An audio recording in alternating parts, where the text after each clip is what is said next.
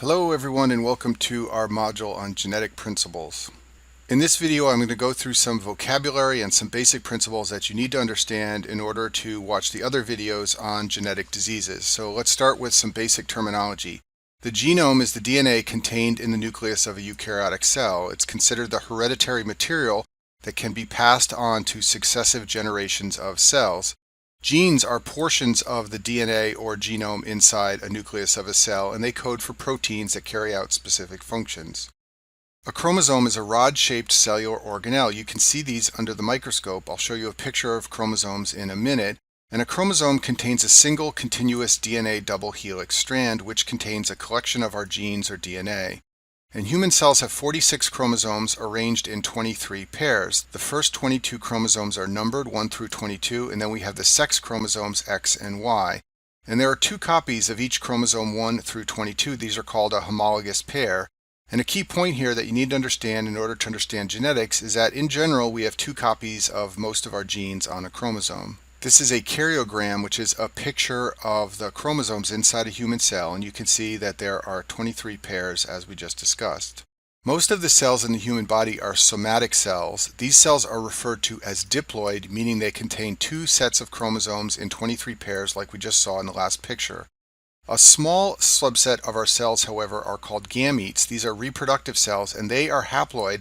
They have only one set of chromosomes. They're designed to merge with another haploid cell to create a diploid offspring. The somatic cells in our body replicate through a process called mitosis. This involves an S phase of the cell cycle where the chromosomes are replicated into two sister chromatids. Then there is an M phase, which is where mitosis occurs, where the cell divides, and a daughter cell is created with copies of the chromosome. To understand this, I've drawn a picture at the bottom of the screen. So we begin with a somatic cell, which has a homologous chromosome pair, two copies of a given chromosome. For example, let's say this is chromosome number 11. In the S phase of the cell cycle, DNA is replicated and the chromosome becomes two sister chromatids, as shown in this picture here. The cell then divides to become two daughter cells, which contain copies of the original chromosomes. Reproductive cells undergo a process different from mitosis. It's called meiosis. This occurs in gametes. This generates cells that are haploid with one set of chromosomes. It's generated by the process of meiosis of cells called germline cells.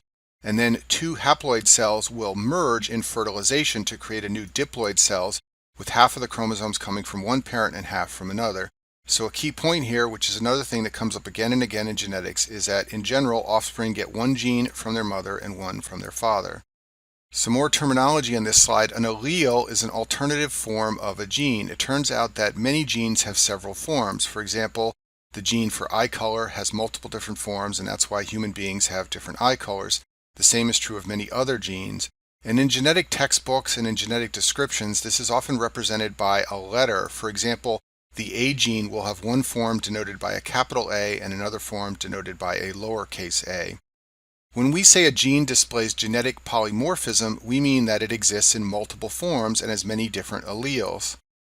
When we discuss the locus of a gene, the plural is loci, we're talking about the location of the allele on a chromosome. That's what the word locus means. So don't get confused. Remember that our cells contain DNA, which makes up our genes. Genes are found in multiple different forms called alleles.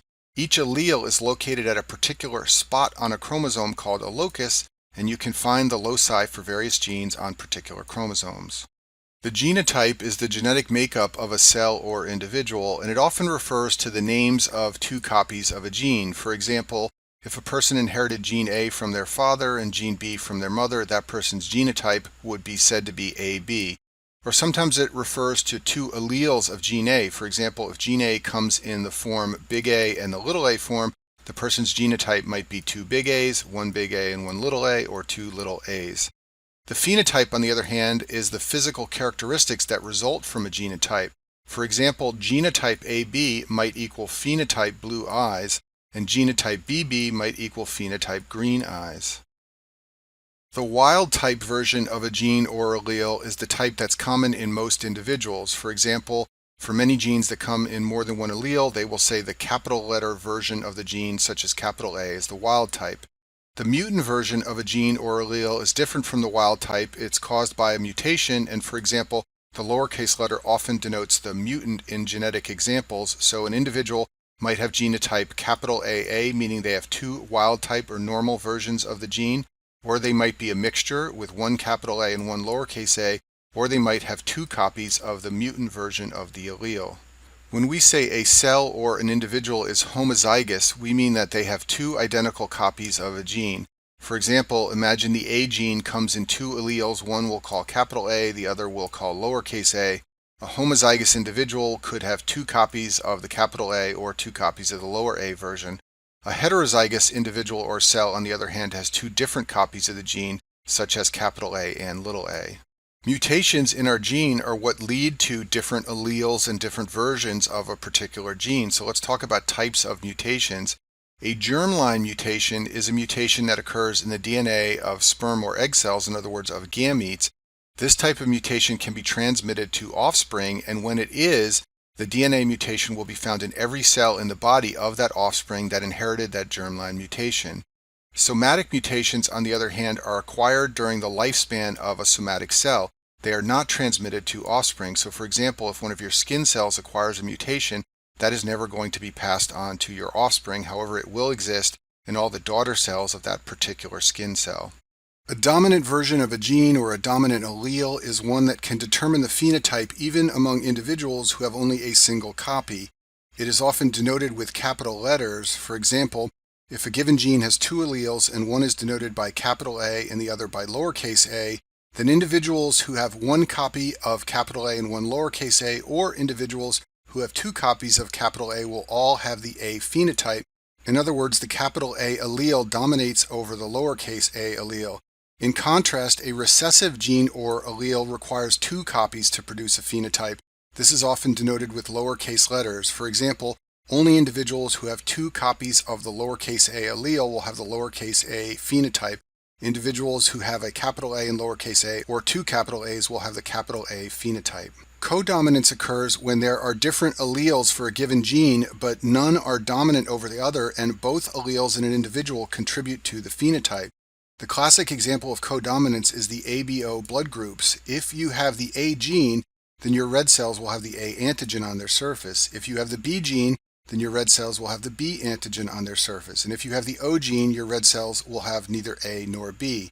Individuals who are A and B express both the A and B antigens. That is because they are codominant. Neither one dominates over the other and excludes the effects of the other. The rare condition alpha-1 antitrypsin deficiency also displays codominance, and this is often tested on step 1. This condition may cause early COPD and liver disease, and I discussed the clinical aspects in detail in the video in the pulmonary section on obstructive lung disease. But for our purposes here, just know that mutations in the AAT gene, which produces alpha-1 antitrypsin deficiency, lead to this disorder. The M allele is the normal version of the AAT gene. If you have the S allele, you will produce moderately low levels of the alpha-1 antitrypsin protein. If you have the Z allele, you will produce severely reduced protein levels of alpha-1 antitrypsin. So the combination of alleles determines protein levels, and this is because they display codominance. So if an individual is MM, that individual will be normal. If an individual is ZZ, that individual will have a severe deficiency of alpha-1 antitrypsin. Other combinations lead to variable levels of disease depending on how much alpha-1 antitrypsin protein is produced. Penetrance is a genetic term used to describe the proportion of individuals with an allele that express the phenotype for that allele. And there are a number of diseases which display what's known as incomplete penetrance. This means that not all individuals with the disease mutation develop disease. It's often applied to autosomal dominant disorders where you would expect everyone that carries the gene to have disease. However, in disorders that have incomplete penetrance, not all patients with the autosomal dominant disease gene develop disease. And a classic example of genetic mutations that display incomplete penetrance are the BRCA1 and BRCA2 gene mutations. BRCA1 and BRCA2 are genetic mutations that lead to breast cancer. They are germline gene mutations and they are autosomal dominant. However, many women born with these mutations do not develop cancer, and this has important implications because although women that have these gene mutations are at increased risk, they may not develop breast cancer, and therefore if you are going to apply a cancer risk reduction strategy like prophylactic breast surgery, You don't know whether or not it'll benefit the patient since they may not develop cancer because these gene mutations display incomplete penetrance. Expressivity refers to variations in phenotype of an abnormal gene. This is different from penetrance, and this is often a point of confusion. To understand this, let's discuss a classic disorder that displays variable expressivity, and that is neurofibromatosis type 1. This is a neurocutaneous disorder where patients develop brain tumors and characteristic skin findings. It's an autosomal dominant disorder, so you expect all individuals to have disease, and in fact they do all have disease. This disorder has 100% penetrance. However, there's great variability in the disease severity, the number of tumors and the skin findings, and for this reason neurofibromatosis has variable expressivity, although it has 100% penetrance because everyone with the gene does get the disease. Pleiotropy is a term that refers to the fact that one gene or one gene mutation can have multiple phenotypic effects and traits. For example, a single gene mutation could affect the skin, the brains, and the eyes. And there are many examples of disorders which are caused by a single gene mutation, yet lead to findings in multiple different organ systems. For example, phenylketonuria or PKU can affect the skin. It leads to a characteristic body odor, and it also causes mental disability. Marfan syndrome leads to findings in the limbs, the eyes, and the blood vessels. Cystic fibrosis can involve the lungs and the pancreas, and osteogenesis imperfecta can involve the bones, eyes, and hearings. And there are many other examples of genes that have pleiotropic effects and genetic disorders that are caused by a single gene mutation but lead to abnormalities in multiple organ systems. For the next few slides, I'm going to discuss the two-hit origin of cancer. This refers to mutations in tumor suppressor genes that can lead to cancer. And the word tumor suppressor gene is very important because the two-hit origin of cancer only applies to mutations in these genes. Tumor suppressor genes are genes with many roles in cells. They are often gatekeepers that regulate cell cycle progression. Sometimes they are DNA repair genes. And if you have a heterozygous mutation for one of your two genes of a tumor suppressor gene, this will lead to no disease. You need to have mutations of both alleles to develop cancer. And for this reason, it's said that cancer requires two hits, meaning an abnormality in both copies of a tumor suppressor gene, or another way this is sometimes stated in genetic textbooks is that you need loss of heterozygosity in order to develop cancer related to a mutation of a tumor suppressor gene. Here's a picture from the web just to make this very clear. A normal individual has two copies of tumor suppressor genes, one found on each copy of a homologous chromosome pair. If they develop a mutation and lose one of the tumor suppressor genes, they still won't get cancer because the other gene will continue to function. This is said to be the first hit. However, if they develop a second hit and lose the other copy of the tumor suppressor gene, they will then have unregulated cell growth in that particular cell that has lost both copies of the tumor suppressor gene, and that will lead to no functional tumor suppressor effect, and that will lead to malignancy. The classic example of a tumor that illustrates the two-hit origin is retinoblastoma. This is the tumor in which the two-hit origin of cancer was originally described. It is a rare childhood eye malignancy, and 40% of cases are hereditary. In these cases, children inherit one mutated gene that's found in all cells of their body at birth. This is an example of a germline mutation. They then at a later point in childhood get a second somatic hit that takes out the second copy of the tumor suppressor gene. Because they are born with one abnormal form of the tumor suppressor gene, cancer requires only one somatic mutation in order to develop.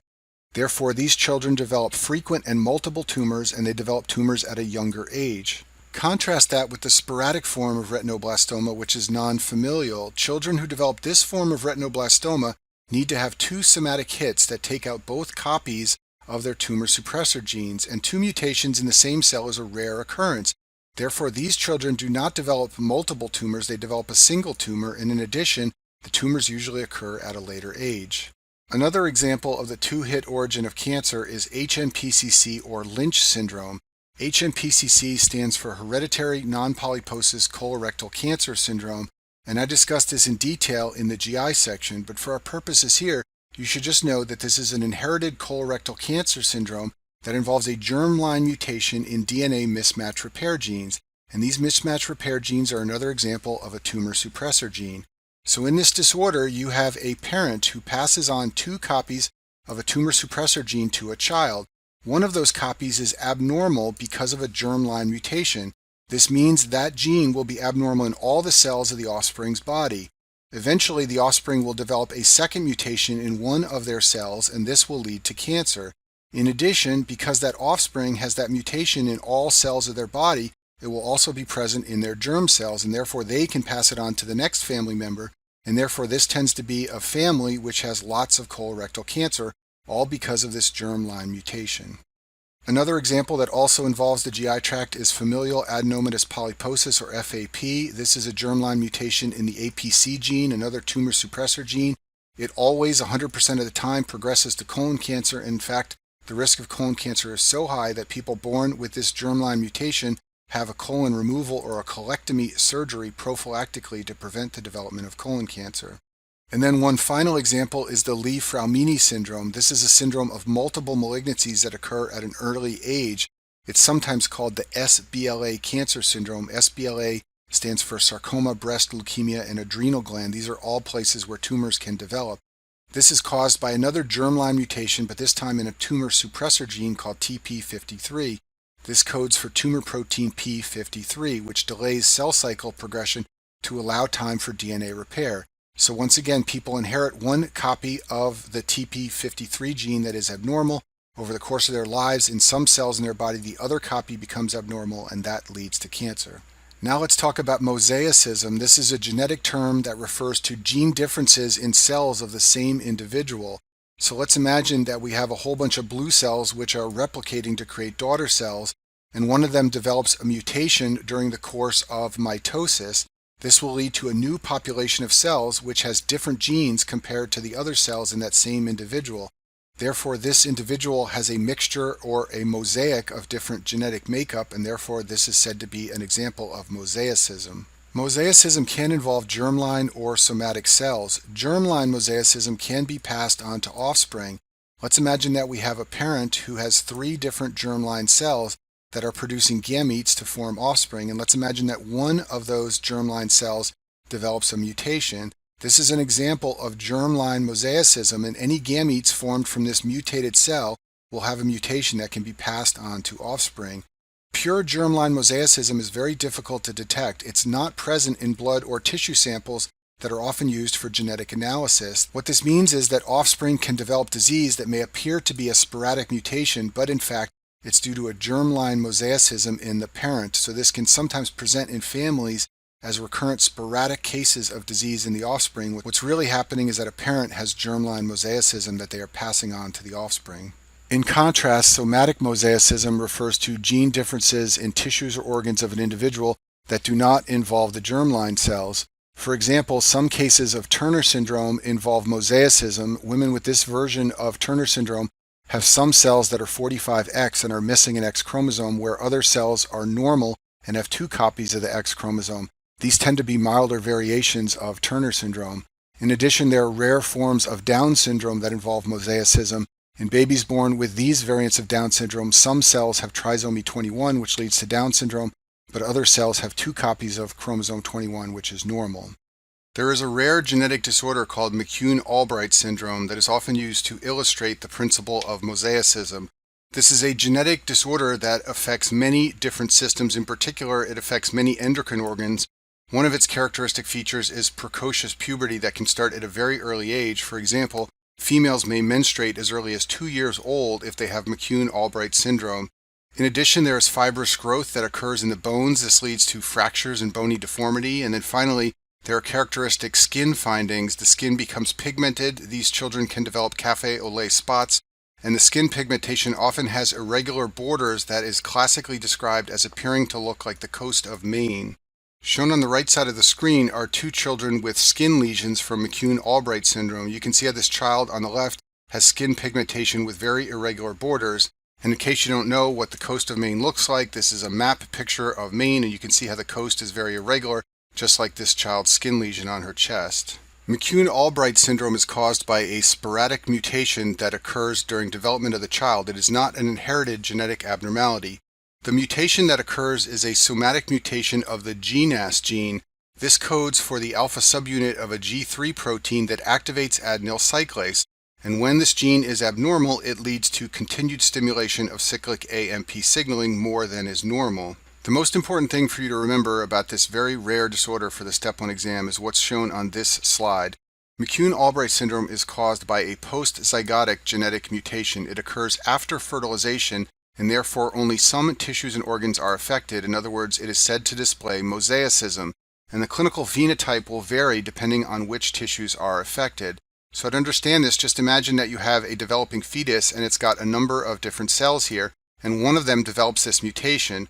All the daughter cells of this mutated cell will have the McCune-Albright syndrome genetic mutation, but the daughter cells of these other cells will not have the mutation, and therefore the child will develop as a mosaic of genetically modified cells, some being normal, some having the mutation. If there happens to be a germline mutation that leads to the McCune-Albright genetic mutation in all of the cells, that is a lethal condition. In that case, the entire body is affected. So in other words, cells with this mutation can only survive if they are mixed with normal cells in the individual. What this means is if you see a child in clinical practice with McCune-Albright syndrome, that child must have mosaicism. If the child did not, they would have died and they would not have survived to come in for clinical evaluation. I'll finish this video with a couple more terms that you should be familiar with. The first one is genetic heterogeneity. This refers to when the same phenotype develops from different genes or mutations. For example, different mutations of the same allele can lead to the same disease. In other words, there is not a single mutation that leads to the disease. Multiple different types of mutations can cause the disease. We'll talk more about that in a minute. A second example is when different genetic mutations at different loci on the chromosomes cause the same disease. This also is an example of genetic heterogeneity. So the point here is that for many genetic diseases, multiple gene mutations often cause the same disease. Or another way to look at it is that many clinical diseases have multiple genotypes that lead to those disorders, and this is referred to as genetic heterogeneity. One subtype of genetic heterogeneity is allelic heterogeneity. So by way of review, an allele is an alternative form of a gene. So imagine that allele 1 is formed by mutation X of a particular gene, and allele 2 is formed by mutation Y of that same gene. But both X and Y cause the same disease, and X and Y are found at the same chromosomal location or position, therefore they involve mutations of the same gene. This is termed allelic heterogeneity. It means different alleles or different mutations lead to the same disease. And the point here is that many alleles possess multiple mutant forms that all lead to the same clinical presentation or clinical disorder. So I've summarized this at the bottom. You have one disease caused by multiple genes, but all those genes are variants of a gene at the same location, therefore they are allelic variants, and therefore this is termed allelic heterogeneity. A couple examples of allelic heterogeneity are shown on this slide. Beta thalassemia, which I discuss in the hematology section, involves mutations of the beta globin gene, and there's a wide spectrum of disease severity depending on the mutation. People that are said to possess the beta 0 form of the gene have no function. People who possess the beta 1 form have some function, and I talk about this in more detail in the hematology section. Cystic fibrosis is another example of a disease that displays allelic heterogeneity. Cystic fibrosis is caused from mutations of the CFTR gene, and there are over 1,400 different mutations that have been described that can lead to various forms of cystic fibrosis. Another subtype of genetic heterogeneity is locus heterogeneity. This refers to when mutations in different loci on chromosomes cause the same phenotype. So imagine that we have a chromosome, say it's chromosome number 1 here, and a mutation at this gene right here causes a disease, and then over here we have chromosome number 3 and a mutation here causes the same disease. This is the same disease coming from genetic mutations in 2 different loci on chromosomes, and this is an example of locus heterogeneity. And one example of this in clinical practice is retinitis pigmentosa. This is a rare disorder that causes visual impairment, and there are many different forms of this disorder. There's an autosomal dominant form, a recessive form, an X-linked form. It turns out that mutations at 43 different loci on chromosomes can all lead to this disease. Therefore, retinitis pigmentosa is said to display locus heterogeneity. And I've summarized the key points at the bottom. In locus heterogeneity, we have one disease caused by multiple genes at multiple different locations on chromosomes. And that concludes our video on genetic principles.